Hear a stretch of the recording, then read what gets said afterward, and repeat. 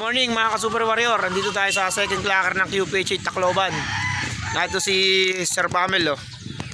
Good morning Sir Pamel. Shoutout naman dyan. Shoutout sa mga puncher.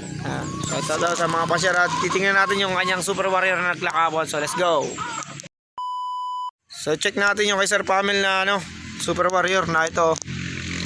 Ito ako Sir Pamel yung kanyang ibon na second clacker ng Tacloban.